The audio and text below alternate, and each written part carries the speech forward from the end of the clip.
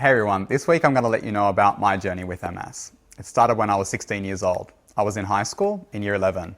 One day I got really blurry eyes. I went home and told my mum and dad. Told them it was because I was studying too hard. But they didn't believe me. They thought it was because I was sitting too close to the television, which I was, and we went and had my eyes tested. The doctors couldn't find anything wrong with my eyes. As far as they could see, my eyesight was fine. I had blurry eyes for about 6 weeks, and then it just came back on its own. A year after that, I was 17 years old, HSC time. I got pins and needles. Normally you get pins and needles in your hands and your feet, depending on how you've been sitting. Normally you can stand up and shrug them off and they go away within a couple of minutes. I had pins and needles over my entire body, and I do mean everywhere. Everywhere. Some people are like, really? And I'm like, yes. Really? Yes. Even? Yes. What part of everywhere do you not understand? It was everywhere. I was seeing doctors and specialists and neurologists. They were telling me to exercise more, eat less junk food, eat more vegetables, drink more water, even to breathe more. Honestly, how can someone breathe more? I had pins and needles for 8 weeks, and then it just went away on its own.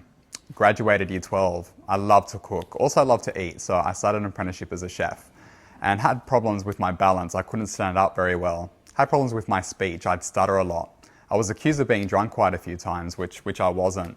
I had problems holding my knives. I couldn't julienne my carrots very well.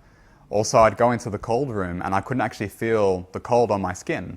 And to the other extreme, I'd be over a hot stove and couldn't feel the heat on my body. I gave that up after 2 years because I just couldn't handle it anymore. I love photography as well, so I got a job as a freelance photographer. And this is now 1999, so I got blurry eyes again and I couldn't see through the lens of the camera. Digital wasn't around back then, so I had to give that job up as well. When I was 22 years old, I had blurry eyes again, pins and needles over my entire body, problems with my balance and my speech. I was really tired. I couldn't keep up with my friends. I wasn't working. I didn't know what was wrong. So I went and saw a different GP. The GP suspected I might have MS, so he sent me to see a neurologist. Now, I'd already seen this neurologist about 6 or 7 times throughout the ages from 16 to 22. And this GP said, I think Stephen has MS. We should send him for an MRI. An MRI is where they put you in this big white looking spaceship machine and they take photos of your brain and your spinal cord.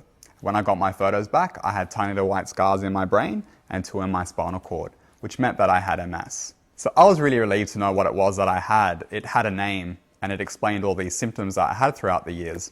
But I didn't know anything about multiple sclerosis. When my neurologist said to me, you've got MS, I said to him, is that the thing with the MS readathon? Because that's all I knew about MS. I actually did the MS readathon when I was in school.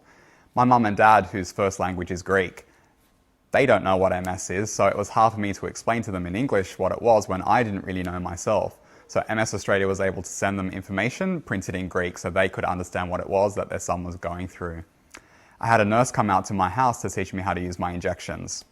She was meant to be with me for about half an hour or so. She was with me for well over 3 hours because I just didn't want to inject. The injections aren't a cure, but they help slow down the scarring process. And it was not fun. It was very painful and I was quite depressed, very suicidal. I went to MS Australia to get counselling and they helped me get my life back on track. I started working again and started getting my circle of friends back together and being social and happy again. Now watching this, you might think that I'm a tall, handsome, strapping young man. You wouldn't guess that I have a chronic illness, but I do. That's what MS is. It's a chronic illness. And I've got a lot of symptoms on me right now that you can't see because they're hidden, they're invisible. One thing I'll share with you is I've got pins and needles in my hands and my feet. Just my hands and my feet, nowhere else. And I've had them for 4 years now, and they're there 24 hours a day. They don't go away.